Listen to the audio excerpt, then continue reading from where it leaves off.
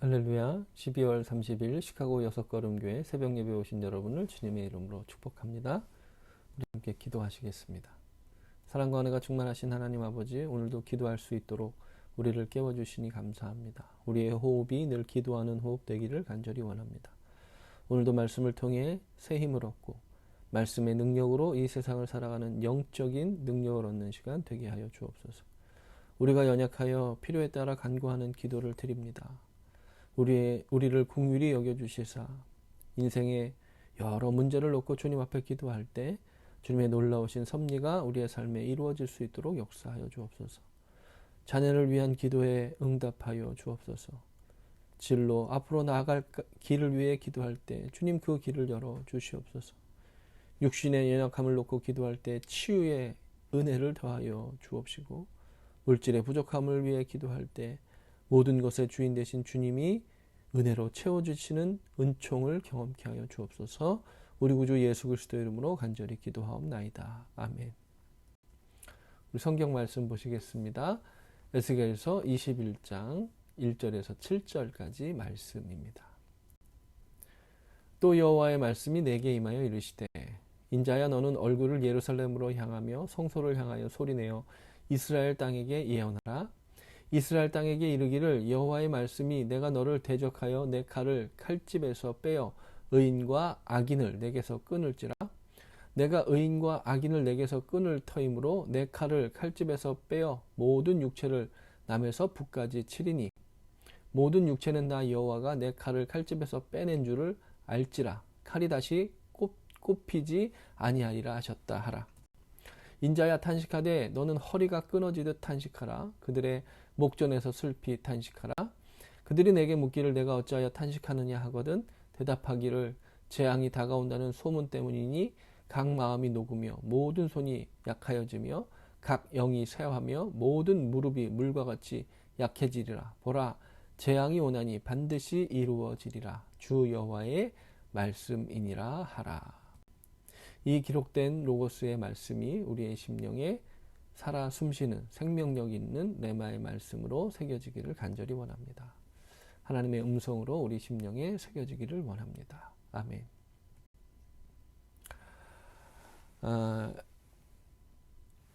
에스겔서의 21장의 말씀은요, 하나님께서 이스라엘에게 임하는 심판이 구체적으로 어떻게 임하는지, 그것이 무엇인지에 대해서 아주 구체적으로 말씀해 주시는 장입니다. 칼에 대해서 말씀하시거든요. 근데 그 칼이라고 하는 것이 분명히 바벨론이죠. 이스라엘 백성들이 부분적으로 포로로 잡혀가고 또 여러 번 침공을 당했는데도 여전히 망하지 않는다고 생각하는데, 하나님이 바벨론을 통해서 완전히 예루살렘이 다, 이스라엘이 다 심판당하게 될 것이다라고 하는 말씀을 주고 계시는 거예요. 저는 이런 말씀을 묵상하면서요, 요즘 우리의 신앙의 모습이 심판하시는 하나님에 대해서 전혀 의식하지 않고 살고 있는 것은 아닌가 하는 묵상을 하게 되더라고 하는 것입니다. 용서하신 하나님, 사랑의 하나님만 강조하지, 정작 우리가 하나님께로 돌이키지 않을 때 우리 심판받을 수 있다라고 하는 것에 대해서 전혀 고려하지 않고 우리가 신앙생활 하는 것은 아닌가 하는 생각이 들더라고 하는 것입니다. 여러분, 우리가 예수 그리스도를 구주로 고백하고 새 생명을 얻은 이후에요, 우리의 삶은 과연 아무렇게나 살아도 다 용서받고 구원받는데 전혀 지장이 없는 것입니까? 여러분, 이런 생각은요, 초대교회에 있었던 도덕 폐기론 같은 이단주의적인 사상과 똑같은 생각이다라고 하는 거, 우리가 기억해야 된다라고 하는 것입니다. 제가 너무 비판적이고 비관적인 시각일까요? 근데 여러분, 우리가 정말 우리의 모습을 돌아볼 때, 지금 현재 우리 교회의 모습을 돌아볼 때 어떠한가? 우리가 영적으로 바라보고 고쳐야 할 부분이 있다면 함께 결단할 수 있는 그런 말씀 묵상이 되어야 하지 않겠는가 하고 하는 생각이 들더라고 하는 것입니다. 여러분, 교회 공동체 안에 비리가 있습니까? 없습니까? 없어야 되는데, 그죠? 교회 안에서는 그런 일들이 없어야 되는데, 그런 일들이 정말 없으면 참 좋겠는데요. 여러분, 하나님께 드려진 헌금이 남용되고 잘못 쓰여지는 경우가 있습니까? 없습니까? 뭐 하나님께 다 드려진 거고 교회 안에서 쓰는 거니까 다 괜찮습니까? 교회 공동체나 아니면 기독교라고 하는 그런 기독교적인 정신으로 세워진 단체 안에서 여러분 버젓이 일어나고 있는 잘못된 일들, 원칙을 어기면서 하는 그런 모든 일들이 정말 괜찮을까요? 여러분, 세상에서도 이해하지 못할 일들을 하면서 교회 일은 다 하나님의 일이니 괜찮다 이렇게 주장하면 정말 괜찮은 것일까요? 그냥 교회 안에서 이루어진 일이니까 다 은혜로 다 넘어가. 그러면 됩니까? 저는 그렇게 생각하지 않습니다. 여러분, 하나님 앞에 가면요, 하나님께서 그 잘못에 대한 책임을 정말 다 물으실 것이다라고 하는 거 우리가 기억해야 된다라고 하는 것입니다. 여러분, 교회에서 하는 일이면 다 괜찮다라고 하는 논리라면요, 지금 이스라엘 백성들이 심판받을 이유가 없어요. 이스라엘 백성들이 하나님의 백성으로 선민으로 살아가고 있었어요. 하나님이 택한 민족이에요. 그러면 그들이 하나님의 백성답게 살지 않아도 하나님 그냥 잔소리 좀 하고 그냥 다 괜찮아져야 되는 거 아닙니까? 근데 하나님께서 하나님 백성답게 살지 못한 것에 대해서 분명하게 지적하시고 경고하시다가 심판하고 그 책임을 묻고 계시다는 것입니다. 이게 에스겔의 주된 예언이라고 하는 거예요. 사랑하는 성도 여러분, 하나님의 은혜는 우리의 허물을 다 덮는 것이 맞습니다. 예수 그리스도를 구주로 영접하였기에 우리에게 새 생명이 주어진 것이 맞고요. 우리가 거듭난 것이 맞아요. 그럼 그렇다고 우리가 구원받은 이후에 아무렇게나 살아도 다 괜찮다? 여러분, 이것은 이단주의적인 생각이고요. 이게 교회 역사를 통해서 우리에게 이미 교훈으로 주어졌다라고 하는 거예요. 아니, 더 나아가서요. 오늘 이 성경 말씀을 통해서 우리가 그런 것은 잘못된 생각이구나라고 하는 거 우리가 깨달아야 된다라고 하는 거예요. 4절에서 놀라운 말씀을 하시는데요. 4절에 이렇게 말씀하십니다. 내가 의인과 악인을 내게서 끈을 터임으로 내 칼을 칼집에서 빼어 모든 육체를 남에서 북까지 치리라. 의인과 악인이 다 심판받는다는 거예요. 의인과 악인이 다 동시에 심판받는다. 이 말을 해석하면 여러 의견들이 있습니다. 가장 먼저는요, 의인과 악인이라고 하는 관점이 인간의 관점이라는 거예요. 사실은 인간은 하나님 앞에 다 죄인일 수밖에 없다는 것이죠. 우리가 저 사람은 좀 괜찮아, 의인이네, 근데 심판받네 라고 말하지만 중심을 보시는 하나님께는 다르다는 것입니다. 인간의 판단으로 의인이라고 하는 사람이 하나님 보시기에는 죄인일 수도 있다는 것이죠. 그러니까 인간적인 시각으로 의인까지 심판받는 것처럼 보이지만 결국에는 지금 이스라엘이 다 죄 가운데 있기 때문에 의인이라고 불리는 죄인과 악인, 그 모든 사람이 다 심판받는다. 그렇게 말씀하셨다는 거예요. 또 한 가지의 해석은요, 하나님이 심판하실 때는 의인과 악인이 모두 심판의 칼을 맞을 수밖에 없다는 겁니다. 진짜 의인도 그 심판이 임하는 자리에 있기 때문에 심판을 당하게 된다는 거예요. 그 심판이 임하는 자리에 있을 때 이 악인만 골라가지고 심판이 임하는 것이 아니라 그 심판의 영향을 의인과 악인이 동일하게 받게 된다는 거예요. 여러분, 코로나가 지금 우리에게 다 덮칠 때 다 모든 사람에게 영향을 끼치잖아요. 여러분, 에스겔도 그랬거든요. 예언자는 그래도 의인일 거 아니에요. 하나님의 말씀을 받은 자인데. 근데 예언자가 예언을 했다고 해서 나는 예언을 했으니 그 심판에서 제외된다? 그렇지 않더라고 하는 거예요. 그 심판을 똑같이 당하게 되더라는 거죠. 그 심판을 막아내기 위해서 온 힘을 다해 외쳤지만 그 심판이 정작 임할 때 나라와 민족과 함께 포로가 되고 같이 고통을 당하게 된다는 것이죠. 그런 관점으로 보자는 거예요. 환경단체의 이 환경보호가들이 이상기후가 오면 안 됩니다. 지구가 몸살을 앓고 있습니다. 이렇게 이야기하잖아요. 그래서 그 이상 기후가 오는 것을 막기 위해서 환경을 보호하고 온 힘을 다해서 사람들에게 외치고 또 여러 가지 활동을 하죠. 하지만 결국에는 지구의 이상 기후가 일어났을 때, 각종 재해가 일어날 때 그 재해로 인해서 환경 보호자라고 하는 이유로 그 재앙에서 벗어나지 못한다는 거예요. 똑같은 영향을 받게 된다는 거예요. 지구가 이상 기후가 일어나면 다 그 지구 안에 사니까 그 영향을 받게 되죠. 이상 기후로 인한 재해를 막기 위해서 온 힘을 기울였지만 그런 재해가 일어날 때 온 지구가 어려움을 겪기 때문에 환경 보호를 주장하던 사람들도 결국에는 어려움을 같이 당하게 된다는 것입니다. 5절에 이렇게 말씀하세요. 모든 육체는 나 여호와가 내 칼을 칼집에서 빼낸 줄을 알지라. 칼이 다시 꼽히지 아니하리라 하셨다 하라. 하나님께서 이제 돌이키지 않겠다는 거예요. 그 칼을 집어넣지 않고 휘두르시겠다는 것입니다. 하나님의 칼날이 내리쳐진다. 여러분, 그거 정말 두려운 일이다라고 하는 것을 우리는 기억해야 된다라고 하는 것입니다. 두려운 일입니다. 그러니까 우리가 말씀을 통해서 돌이킬 기회가 있을 때, 하나님께로 돌이키라 라고 하는 음성이 들릴 때, 여러분 온 힘을 다해 하나님께로 돌이키기 위해 죽은 힘을 다하는 저와 여러분 되기를 간절히 소원합니다. 정말 그 음성이 들릴 때 하나님께로 돌이키는 게 지혜로운 거죠. 하나님 참고 또 참고 기다려 주시지만 그 임계점이 있잖아요. 한계점이 지나면 경고가 더 이상 경고가 아니라 결국에는 하나님의 심판의 칼이 우리를 내리치게 된다라고 하는 것입니다. 이러한 상황에 말씀을 받은 자들은 어떤 모습이어야 될까요?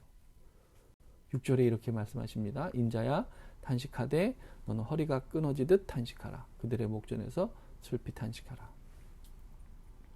심판을 당할 때, 야, 내 말 안 듣더니 잘 됐다, 그러라고 말씀 주신 것이 아니다라고 하는 거예요. 저것들 내 말 안 들으면 다 죽어, 이러라고 말씀 주신 게 아니다라고 하는 거예요.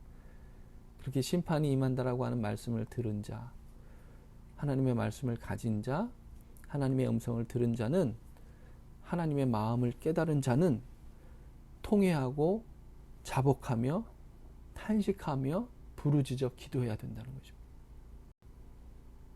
여러분, 우리 교회 공동체가 심판당할 처지에 놓인 것을 안다면 여러분 안타까워하고, 심판이 나를 제외하고 오는 것이 아니라 우리 모두에게 임할 것이다라고 하는 것을 정말 두렵고 떨리는 마음으로 생각하고, 여러분 하나님 앞에 나 자신부터 엎드려서 기도해야 되는 것입니다. 그리고 내가 속한 공동체가 그 참회에 동참할 수 있도록 아주 강력하게 권고해야 된다라고 하는 거예요. 그것을 그냥 아이고 슬퍼라 하고 끝날 일이 아니라 허리가 끊어질 만큼 탄식하라는 것입니다.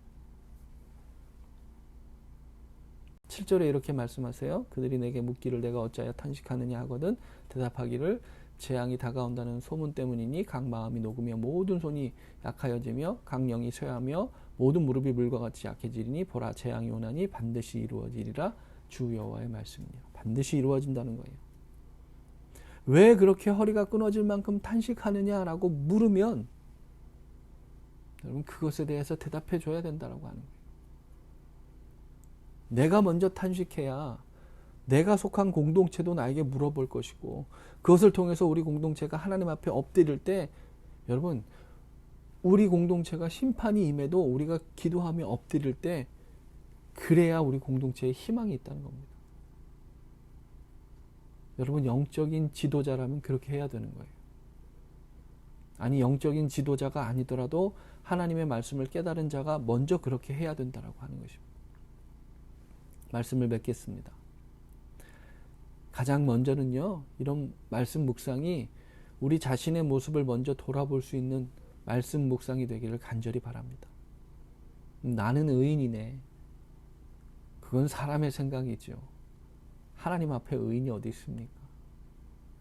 여러분 말씀을 받았을 때는요, 가장 먼저 자신에게 적용하고 내가 먼저 돌이키고 회개하고 참여할 수 있도록 우리가 말씀을 새겨듣고 묵상해야 된다고 하는 것이죠. 그리고 하나님의 심판의 칼이 임할 때는 의인과 악인이 모두 그 심판을 당하게 된다라고 하는 거 기억해야 된다는 거예요. 우리 공동체에서 내가 말씀 혼자 받았으니까 나는 벗어날 것 같습니까? 나만 쏙 빼고 악인만 쪽쪽, 그런 것이 아니다라고 하는 거예요.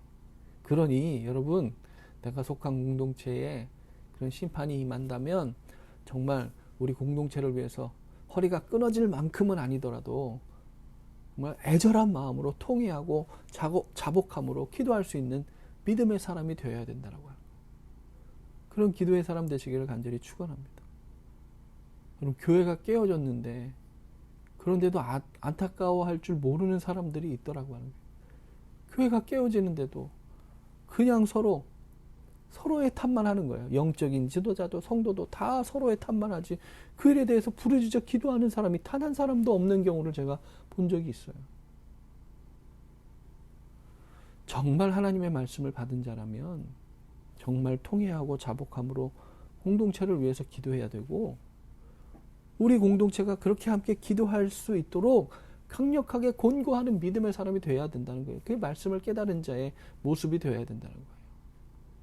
여러분, 그러기 위해서 나 자신이 먼저 기도하는 사람이 되시기를 간절히 축원합니다. 제가 청년 목회를 하면서 한 청년에게 들은 이야기 중에 여전히 제 가슴에 한켠에 남아있는 말씀이 있어요. 여러 번 말씀드리기도 했고요. 앞으로도 저는 교회를 세워나가면서 이 얘기 자주 말씀드릴 것인데요. 그 청년과 이렇게 대화를 하면서 여러 기도 제목, 아주 어려운 기도 제목들이 있더라고요. 삶 속에. 근데 마지막에 그럼 왜 기도 같이 하자고 안 그랬니? 그랬더니 그 청년이 제게 이런 말을 했어요. 아주 정말 간절한 기도 제목이 있는데 교회에 기도하는 분이 없어서 기도 부탁을 못 드렸어요. 그 청년이 정말 안타까운 기도 제목이 있었거든요. 그런데 교회에 기도 부탁드릴 만한 분이 없었다는 거예요. 저는 기도하는 목사로 보였기 때문에 제가 저에게 기도 제목을 말한 것은 아니었어요. 제가 그래도 타이틀이 목사고 청년들을 진심으로 대하니까 속 이야기를 하면서 그런 기도 제목이 있다라고 하는 이야기를 한 거죠. 기도하는 분이 교회에 없어서 기도 부탁을 못 드렸다. 목사도, 장로도, 권사도, 집사도, 그 어떤 성도도 여러분 직분에 상관없이 누가 봐도 기도하는 사람으로 보여지는 그런 기도하는 사람이 있는 교회 공동체가 되기를 간절히 소원합니다. 정말 부르짖어 기도하는 사람이 있어야죠.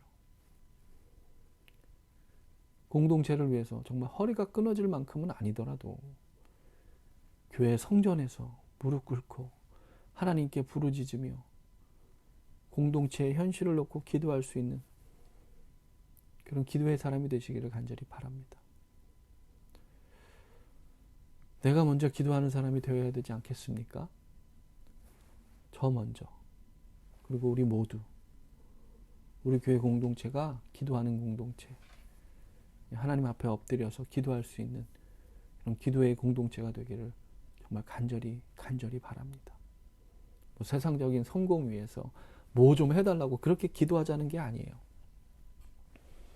세상을 위해 중보하며 기도하고, 영적인 것을 위해 기도하고, 하나님 아파하시고 안타까워하시는 일들을 영적으로 우리가 먼저 분별하고, 그것을 위해서 온 힘을 다해서 정말 할 수만 있다면 허리가 끊어질 만큼 믿음의 공동체, 우리 내가 속한 공동체, 이 사회, 세상을 위해서 정말 기도할 수 있는 그런 교회, 그런 성도님들 되시기를 다시 한번 주님의 이름으로 축원을 드립니다. 기도하시겠습니다. 사랑과 은혜가 충만하신 하나님 아버지, 오늘 우리에게 영적인 모습을 돌아볼 수 있도록 이 말씀을 주시니 감사합니다. 오늘 주신 말씀이 가장 먼저 나 자신에게 거울이 되기를 간절히 원합니다. 내가 먼저 영적으로 깨어 일어나게 하여 주옵소서. 내가 먼저 엎드려 기도하는 기도의 사람 되게 하여 주옵소서. 그리고 내가 속한 공동체를 위해 통회하며 자복하며 부르짖어 기도할 수 있는 기도의 사람 될 수 있도록 인도하여 주옵소서. 기도하는 분이 없어서 기도 부탁을 못했다는 그 말이 여전히 제 마음에 묵직하게 남아 있습니다.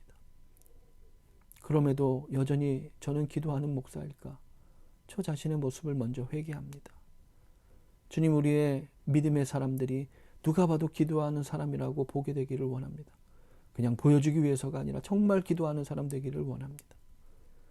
세상의 부귀영화를 위해서가 아니라 세상을 중보하며 영적인 것을 위해, 하나님의 나라를 위해, 하나님이 아파하시고 안타까워하시는 일을 깨닫고 그 일을 위해 온 힘을 다해 부르짖어 기도하는 기도의 사람 되게 하여 주옵소서.